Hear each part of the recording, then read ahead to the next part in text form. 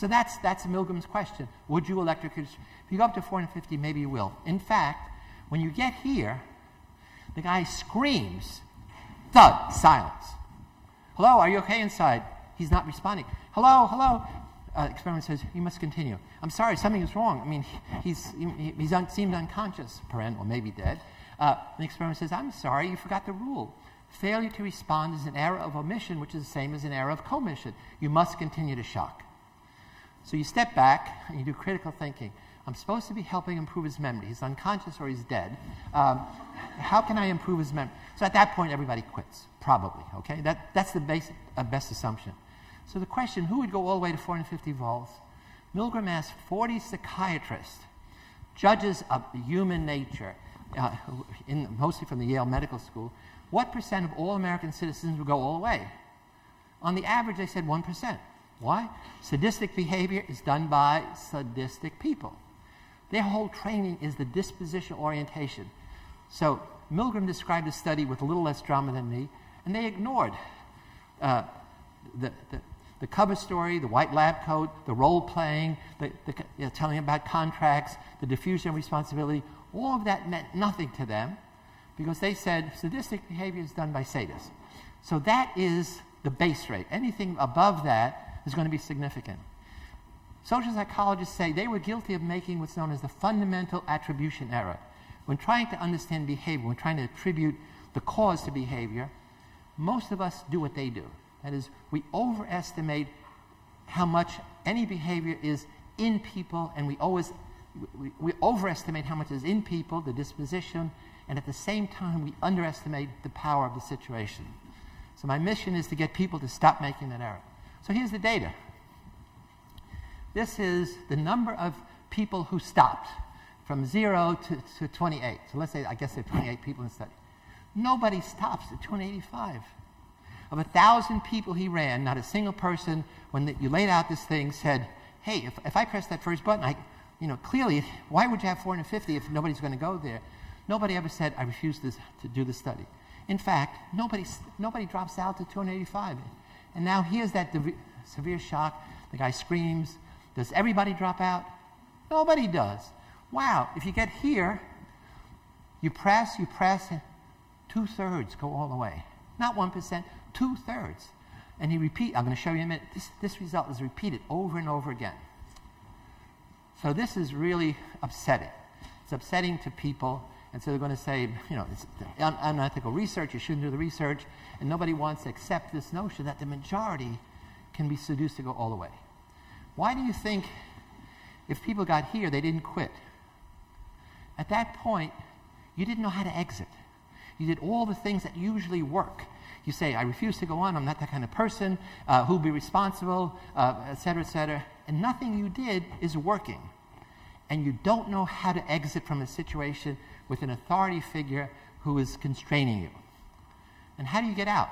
You press 1, 2, 3, and you jet out of the seat.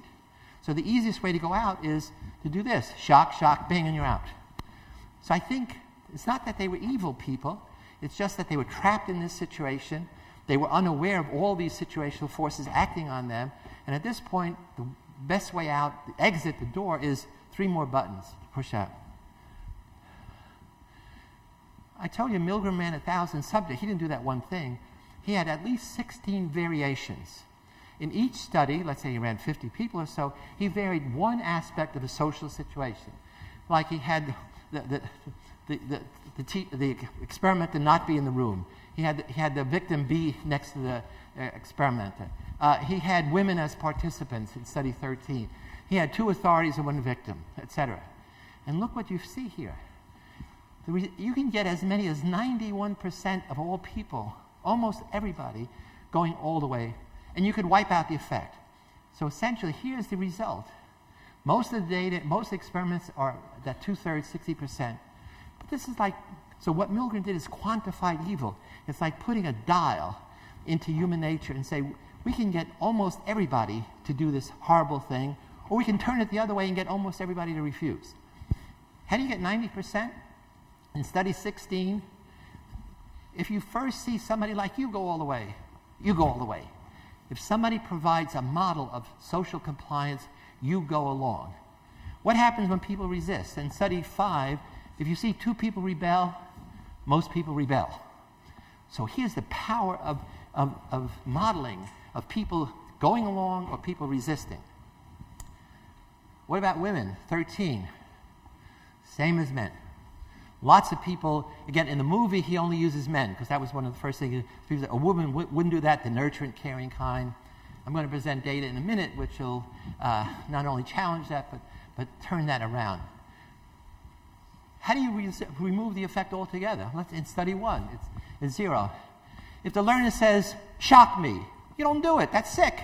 You say, I'm not a sadist, that's masochistic. So if the person says, shock me, you don't do it. Okay. Now, in fact, at the end of the study, the guy comes out of the room, he shakes hand, he said, I'm a Confederate, you really didn't hurt me. But you felt guilty because you thought you did. But a lot of the critics of Milgram's experiment said, maybe people really didn't believe the guy was getting hurt. And so you went all along, even though he was screaming. In fact, it was all tape recorded. In fact, it had to be standardized for 1,000 subjects.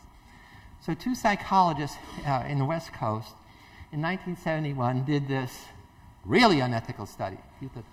Because this is now going to be the victim.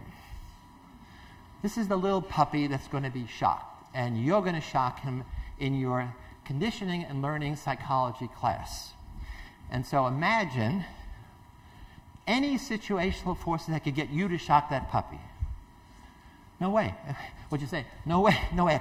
I mean, I love that puppy. I'm going to take the puppy home. But the guy in the white lab coat is not a high school biology teacher. He's your psych instructor, and your grade is going to depend on whether you can condition that puppy. So the puppy is in something called a shuttle box. This is a metal grill, and when you press a button, the grill gets electrified. And you know what? The puppy is really getting shocked. And you're sitting there alone. Your job is to condition the puppy, meaning the light goes on. The puppy has to turn around and go to the safe place in a certain period of time, and if he does it, you got to shock him.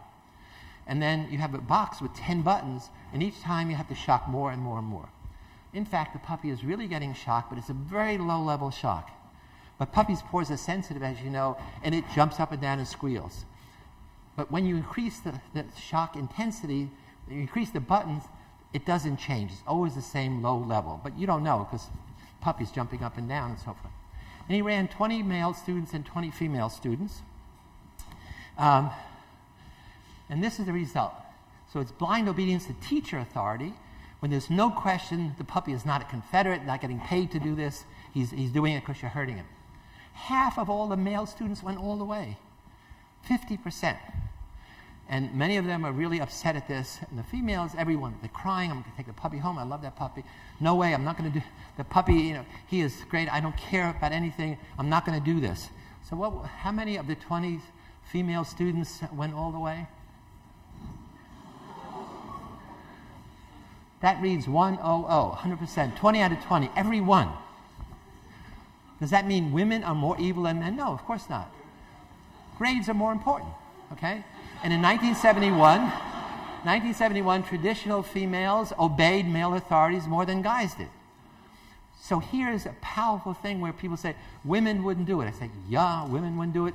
They just did it. And I'm going to show you another study which is even more horrifying. Sheridan and King, who did this study, got so much flack that they never published it. So this is in the archives of American Psychological Association in 1971 because it, in fact, is one of the most unethical studies done before my study. Okay. But all research is fake. Never in your life you're going to sit in front of a box pressing buttons or shocking a puppy like that. So whenever somebody tells you about research, the second question to ask is, what are the real-world parallels? What is the external validity? How can we go from this study to things that we care about in the real world? So is there anything that people can blindly obey authority?